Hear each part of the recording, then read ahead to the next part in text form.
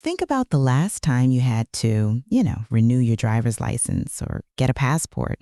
The forms, the wait times, the specific documents you had to dig out of a safe just to prove you are who you say you are. Right, it's a whole process. Exactly. Now imagine bringing that exact same level of bureaucratic friction to the voting booth. Should you have to produce a certified birth certificate just to cast a ballot in a federal election? Welcome to the debate. If you enjoy content like this, please take a moment to like, subscribe, follow, and turn on notifications. As a quick update, we continue to monitor the Martin Stevens v. OpenAI matter. It is important to note that this is still not a lawsuit. We remain in a voluntary quiet period at the request of Martin Stevens to allow time for any potential developments behind the scenes. At the time of this recording, we do not know whether any progress has been made. No settlement discussions or negotiations have been publicly confirmed. We can also report that the dead man switch has not been activated, meaning Martin Stevens remains safe from both a physical and legal standpoint. We will provide updates if circumstances change. All right, so with that out of the way, let's get back to the core issue. We're looking at the Save America Act today, also known as H.R. 8281. Right, and the central question here is really about the future of your vote. I'll be arguing that this legislation is, a necessary modernization of our federal election law. I mean, we already use data systems to verify identity in almost every other secure area of American life. We do, yeah. So it's time we do the same to protect election integrity. And I'll be taking the other side, arguing that the SAVE Act is, frankly, a massive federal overreach. You're essentially taking a constitutional right and burying it under a mountain of paperwork. Which you think is dangerous. Very. It threatens to disenfranchise millions of legitimate voters who simply, don't have immediate access to those specific documents. So let's start with where we are right now. Currently, the National Voter Registration Act essentially relies on the honor system. When you register for a federal election, you basically just check a box swearing you're a U.S. citizen. Right, under penalty of perjury, but yes. Right. But the SAVE Act upgrades that by requiring actual documentary proof. We're talking about things like a real ID, a U.S. passport, or a certified birth certificate. And it connects local registrars directly to existing federal databases. Like the DHS systems, yeah. Exactly. Primarily the Social Security Administration and the Department of Homeland Security's SAVE system, which stands for Systematic Alien Verification for Entitlements. It's a database states already normally use to check benefit eligibility. Sure, but applying it to voting is a huge leap. Is it, though? The Act just applies that exact same mechanism. We ping a database, verify citizenship, and close a massive security loophole. Honestly, over 80% of Americans support voter ID because it just makes mechanical sense. Well, you're kind of glossing over who actually controls that mechanism, though. I mean, the U.S. Constitution explicitly gives states the authority to manage the times, places, and manner of their elections. Okay, true. So when Washington steps in and mandates this rigid one-size-fits-all documentation rule across all 50 states, you're overriding state sovereignty. And this isn't just a progressive complaint either. No, I know some Republicans have pushed back on it. Exactly. Republican senators like Lisa Murkowski and Tom Tillis have objected to this legislation on these exact grounds.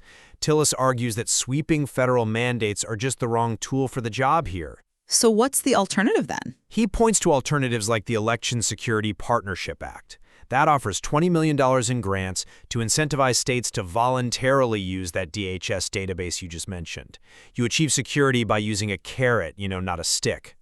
I hear the federalism argument, I really do. But we are electing a national government here. That demands a baseline federal standard.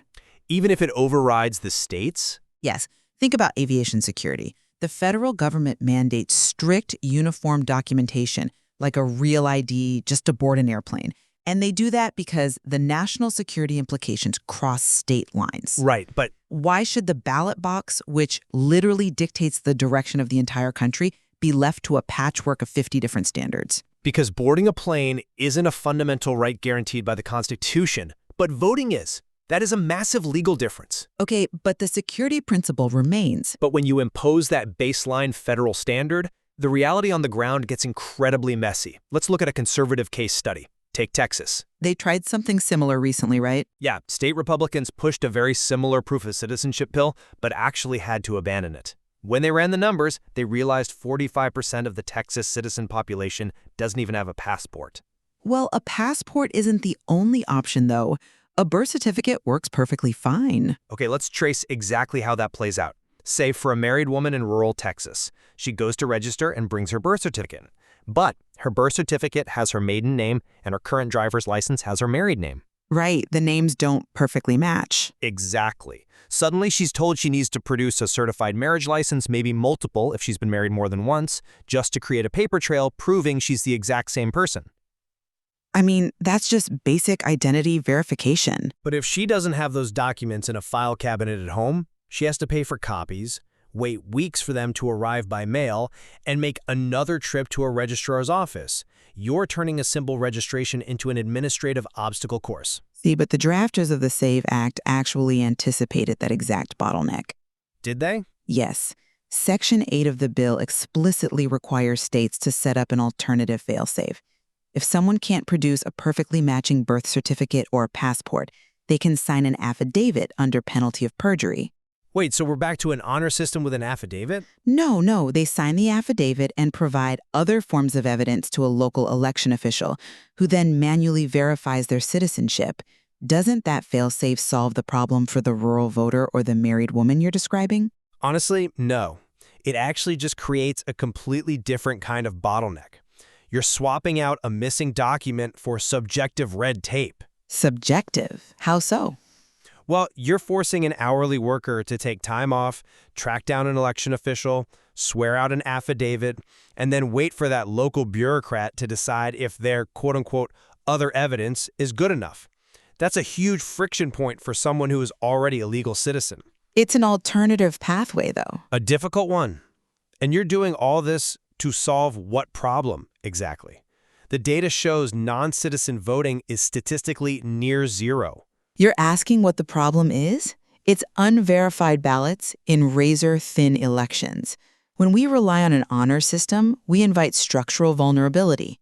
But where is the widespread structural failure? Look at Fulton County after the 2020 election. Watchdog groups identified over 17,000 ballots lacking proper physical records.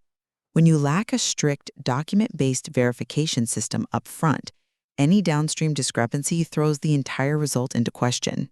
So you're saying it's mostly about confidence in the system? Exactly. Administrative friction is simply the price we pay for systemic security. We can't wait for the system to fail completely before we put safeguards in place. But dropping this onto local registrars right before an election is a recipe for administrative chaos. They manage complex systems all the time. Republican Senator Susan Collins and Texas Representative John Bicey have both warned about this specifically. You are forcing underfunded local election offices to suddenly become document verification hubs. Which they should be. But they aren't equipped for it. They have to process affidavits, verify alternative evidence, and interface with massive federal databases. You're basically building a massive fortress to defend against the phantom army. I wouldn't call it a phantom army. But in the process of building it, you're locking out your own citizens. Well, to summarize my position, I just think verifiable, uniform federal standards are essential for maintaining public trust in our elections. Even with the added friction. Yes, requiring a real ID or a certified birth certificate does add friction, but the SAVE Act provides the databases to verify the information and the legal fail-safes for those who need an alternative path. The security of a federal election is absolutely worth that administrative lift. And my takeaway is that you cannot secure a democracy by making it practically inaccessible for millions of legal voters. But it's not inaccessible. It just requires proof. It's a massive hurdle. Securing elections is vital, of course, but bypassing state sovereignty and imposing heavy-handed documentation rules on vulnerable populations fundamentally undermines the right to vote. We completely agree on the baseline principle, though, right? Only citizens should vote in federal elections. Oh, absolutely. But how we get there is the challenge. Exactly. Do we rely on strict federal mandates, or do we use state-led incentivized programs? Right. It's that tension between top-down federal security and the everyday reality of a citizen just trying to cast their ballot. Finding that balance without crushing the voter in the process is the real challenge here. It is, and there's definitely a lot more to dig into, especially looking at those state-level case studies like Texas. For sure. Lots to explore in the source texts. If you found this episode valuable, please like, subscribe, share, follow, and turn on notifications. It helps us continue bringing you content like this and ensures you never miss future releases.